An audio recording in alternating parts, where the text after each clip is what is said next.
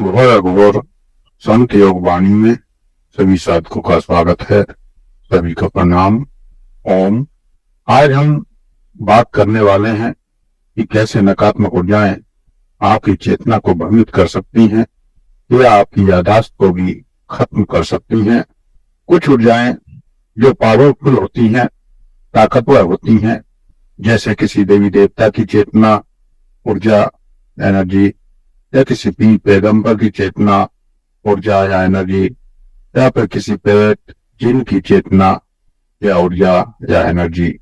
यदि आपसे ये ऊर्जाएं नाराज हो जाएं और आपके शरीर पर कब्जा कर आपको परेशान करने लगे, तो वह आपको जो दिखाना चाहेंगी वह आपको दिखेगा। वह जैसा आपसे करवाना चाहेंगी वैसा आपका शरीर करेगा, चाहे वो सही हो या फिर गलत। जब कोई पावरफुल नकारात्मक या सकारात्मक ऊर्जा आपसे नाराज होकर आप पर हावी होती है, तो अक्सर ऐसा होता है, या फिर आप किसी भगत या सिद्ध पुरुष या तांत्रिक के द्वारा उसको अपने से दूर करने का प्रयास कर रहे होते हैं, तब भी ये आपको भ्रमित कर सकती हैं। जब कोई ऊर्जा आपके शरीर को पूर्णतः वश में कर लेती है, तो आपकी चेतना कार्य करना बंद कर देती है और वह शक्तियां कार्य करने लगती हैं। ये एक शक्ति नहीं होती, कई बार अनेक शक्तियां भी एक साथ आपको वश में कर लेती हैं और अपना अपना कार्य करती रहती हैं। ऐसा अनेक बार मैंने देखा है। एक बार एक व्यक्ति ने मजार पीर पर जाकर शराब का सेवन किया। वहां पीर की शक्ति उस व्यक्ति से नाराज हो गई और उस पर हावी हो गई और लगातार 24 घंटे उसको परेशान करने लगी। कभी वो कई गुना ज्यादा भोजन करने लगता था, तो कभी चिल्लाने लगता था, मारपीट करने लगता था, कभी घर में तोड़फोड़ करने लगता था। सभी घर वाले उसके व्यवहार से परेशान रहने लगे। कई भक्तों के पास उसको ले जाया गया, लेकिन पीर ताकतवर था। उन भक्तों की उस पर एक न चली और उसको उससे मुक्ति न दिला सके। 6 महीने तक लगातार वो भटकते रहे थे। उसके बाद वो मेरे पास आए, तो जब मैंने उस व्यक्ति को उस पीर से मुक्ति दिलाई, तो उस समय वह कहता है कि मैं कहाँ हूं, यहाँ मैं कैसे आया। उससे पूछा गया कि तुम कहाँ थे, तो उसने बताया कि मैं अभी पीर की मजार पर शराब पी रहा था और यहाँ कैसे आ गया मुझे नहीं पता। 6 महीने पहले जहां वो मजार पर पीर पर शराब पी रहा था, उसको वहीं की याद रही। बाकी इन 6 महीनों में उसने क्या क्या किया, कहाँ कहाँ गया, वो पूरी तरह से नहीं जानता था। इस प्रकार ये शक्ति आपके साथ आपके शरीर के द्वारा क्या क्या कर रही होती है, ये कई बार चेतना नहीं जान पाती है। और जितने समय ये शक्ति आपके ऊपर हावी होती है, उतने समय की समस्त क्रियाएं भूल जाते हैं। अनेक बार किसी के ऊपर आपने भूत प्रेत या देवी देवता को आता हुआ देखा होगा। जितनी देर वो उसके ऊपर रहते हैं, उतनी देर वो क्या क्या करते हैं, उसके बाद उनसे पूछा जाए उस शक्ति के हटने के बाद, तो उन्हें कुछ पता नहीं होता है कि उन्होंने किसको क्या बताया, उन्होंने किसके साथ क्या किया। तो ये शक्तियां उस समय पर सही के साथ क्या क्या कर रही होती हैं, ये चेतना या ऊर्जा नहीं जान पाती है। ऐसे ही कई बार ये शक्ति आपको जो दिखाना चाहती है, आप वो सब देखते हैं। जब किसी पर कोई शक्ति हावी होती है, तो वो अक्सर कहता है कि देखो वो ऐसा कर रहा है, देखो वो सामने खड़ा है। वह किसी का भी रूप दिखाकर आपको भ्रमित करती रहती हैं। ये ऊर्जाएं किसी का भी रूप दिखाकर आपको भ्रमित करती रहती हैं।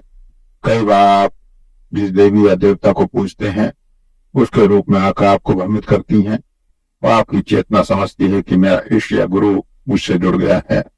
कई बार ये आपके प्रेमी के रूप में, प्रेमिका के रूप में, पति के रूप में या पत्नी के रूप में आकर आपके सामने प्रकट होती हैं, आपके शरीर के साथ संबंध बनाती हैं, प्रेम जैसी क्रियाएं करती हैं। आप समझते हैं कि आपका प्रेमी है या पति है या पत्नी है और आप उनका साथ देने लगते हैं। इस प्रकार से ये ऊर्जाएं किसी का भी रूप दिखाकर आपको भ्रमित करती हैं। एक बार एक कृष्ण साधिका से ऊर्जा जुड़ गई। वह कृष्ण के रूप में उसके पास आकर उसके शरीर का भोग करने लगी। वह समझती रही कि कृष्ण को मुझसे प्रेम हो गया है और वह संबंध बना रहे हैं।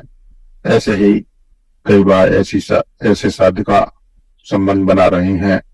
ऐसा कई वर्षों तक चलता रहा। तो जब उसे बताया गया कि ऐसा है तो उसे सत्य का अनुभव हुआ और फिर एनर्जी से वो मुक्त हो पाई।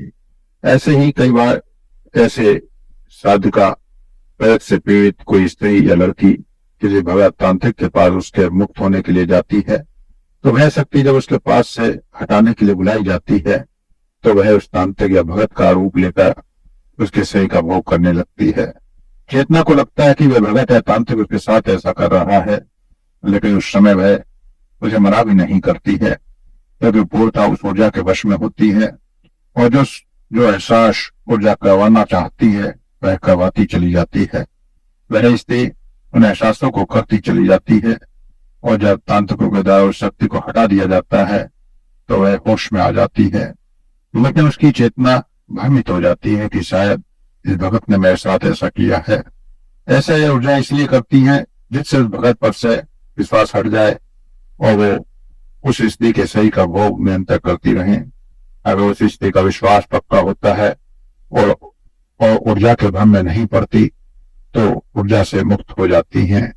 और ऐसा भ्रम ऊर्जा तभी पैदा करती है जब उन्हें पता होता है जब ये भगत उनको इस सही से मुक्त कर देगा, उनका वश अब चलने वाला नहीं है। तो कोई भी ऊर्जा सही को छोड़ना नहीं चाहती है, इसलिए वो हर संभव प्रयास करती है जो वो कर सकती है। अनेक बार मैंने ऐसे अनुभव किए हैं, सही का भोग करने वाली ऊर्जाएं जब सही पर हावी होती हैं तो वह वो सब करती हैं, तो वह सब करती हुई ही आती हैं और उसी स्थिति में उसके शरीर से उस ऊर्जा को निकाला जा सकता है। जब वो जागृत हो तो जब वो आती हैं तो स्त्री को या पुरुष को पूर्ण एहसास होता है कि वो आ गई हैं। वो ऊर्जा हाथ चला रही हैं चेहरे पर, सीने पर, पैरों पर, पेट पर या फिर पूरे शरीर पर। तो जो एहसास होते हैं वह पूर्ण गहराई से होते हैं। इस प्रकार वह सब पूर्ण एहसास उस समय अपने साथ हो रहे भोग को महसूस करती हैं। यहाँ कई बार वही चेतना उस भगत का रूप दिखने लगती है, क्योंकि यह किसी का भी रूप रख सकती है। तो उस समय वह स्त्री भ्रमित हो जाती है और वो यहाँ पर दो कार्य करती है। या तो शक्ति का बोध कर अपनी चेतना में वापस आ जाती है तो उसे उस ऊर्जा की माया का पता लग जाता है कि ये सब माया जाल है, या फिर वह बोध न कर वह सब को छोड़ने देती है। और जब भगत उस चेतना को सही से हटा देता है तो उसके मन में भ्रम हो जाता है कि शायद आज भगत ने मेरे साथ कुछ गलत किया है। लेकिन भक्तों को पहले से इस बात का कोई एहसास नहीं होता, वो तो बाद में जो स्त्री बताती हैं तब पता चलता है। अगर इस क्रिया को करते समय कोई और पास में होता है तो वो इस भ्रम को दूर कर देता है, लेकिन ये ऊर्जाएं अक्सर एक सही को छोड़कर तब पास बैठे दूसरे सही पर कब्जा करने की कोशिश करती हैं। इसलिए अक्सर ये क्रिया अकेले में की जाती है और उस समय ये भ्रम दूर करने का कोई रास्ता नहीं होता। समय के साथ ही उस स्त्री को उसकी चेतना उस भ्रम से दूर कर देती है, क्योंकि वह उस ऊर्जा से मुक्त हो चुकी होती है। तो इस प्रकार ये ऊर्जाएं आपकी चेतना को किसी भी तरह से भ्रमित कर सकती हैं और साथ ही आपके शरीर पर कब्जा कर आपसे कुछ भी करवा सकती हैं। यहाँ तक कि आपको किसी से भी लड़वा सकती हैं, किसी से भी आपके अंदर मन मुटाव पैदा करवा सकती हैं, किसी को भी प्रेम करवा सकती हैं, किसी के भी प्रति सकारात्मक या नकारात्मक भाव पैदा करवा सकती हैं। और यहाँ तक कि कई बार तो ये ऊर्जाएं आपके द्वारा इसी व्यक्ति को ऊपर हमला तक करवा देती हैं, मरवा तक सकती हैं, और या फिर स्वयं के शरीर को भी नष्ट करवा सकती हैं, स्वयं को आत्महत्या भी करवा सकती हैं। तो इन ऊर्जाओं से सदा अपना बचाव करना चाहिए। अगर आपको पता लगता है कि कोई ऐसी ऊर्जा है तो तुरंत इससे बचने की कोशिश करनी चाहिए। ये ऊर्जाएं शक्तिशाली ऊर्जाएं होती हैं और कोई सिद्ध पुरुष संत महात्मा ही इन ऊर्जाओं से आपको मुक्ति दिला सकता है। अक्सर तांत्रिक व भगत ऐसे कार्यों में फेल हो जाते हैं। कोई परमात्मा का उपासक या परम सिद्ध जो सकारात्मक परमात्मा की आराधना कर रहा है वही आपको ऐसी ऊर्जाओं से मुक्ति दिला सकता है। तो अगर कोई ऊर्जा ऐसी आपसे जुड़ जाए तो कोशिश करनी चाहिए कि किसी संत महात्मा के द्वारा उस ऊर्जा से मुक्त हुआ जाए। तांत्रिक व भक्तों के चक्कर में नहीं फंसना चाहिए। वे आपसे पैसा भी खर्च करवाते हैं और मुक्त भी नहीं कर पाते, क्योंकि इनकी शक्ति बहुत ज्यादा होती है और सामान्य तांत्रिक किसी भूत प्रेत को वश में करके सब कार्य करते हैं, इसलिए वह ऐसा नहीं कर पाते। उच्च कोटि के कुछ तांत्रिक, कुछ भगत होते हैं जो देवी देवताओं को भी सिद्ध कर लेते हैं। वो कुछ ऐसे भगत ऐसी ऊर्जाओं से मुक्ति दिला पाते हैं।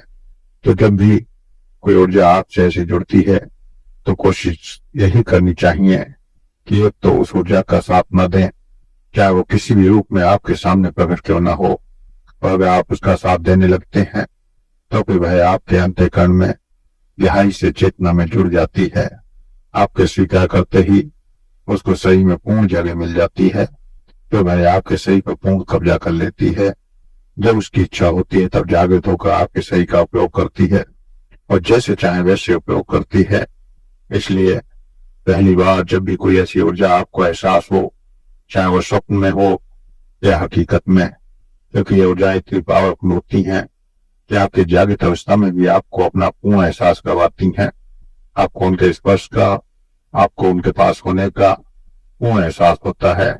तो उस समय पर किसी भी तरह से आप उनके भाव में नहीं बहना है। अगर हम उनके भाव में बह गए और उनकी इच्छा में अपना सहयोग कर दिया तो फिर आपको आसानी से नहीं छोड़ती। तो इन ऊर्जाओं से बचने का सबसे अच्छा उपाय यही है कि आप किसी भी तरह से इन ऊर्जाओं का सहयोग ना करें। अगर किसी के साथ ऐसी घटनाएं होती हैं, चाहे वो स्वप्न में हो या हकीकत में, तो अपनी प्रबल चेतना से उनका विरोध करना चाहिए। जब लगातार आप विरोध करेंगे तो धीरे धीरे ऊर्जाएं स्वयं भी शरीर को छोड़ देंगी, और नहीं तो फिर किसी सिद्ध महात्मा के द्वारा आप इन ऊर्जाओं से मुक्ति पाए। तो आज के लिए इतना ही। परमात्मा सब पर कृपा बनाए रखे और सभी को नकारात्मक ऊर्जाओं से बचाकर रखे। इसी शुभाशीष के साथ ओम प्रणाम।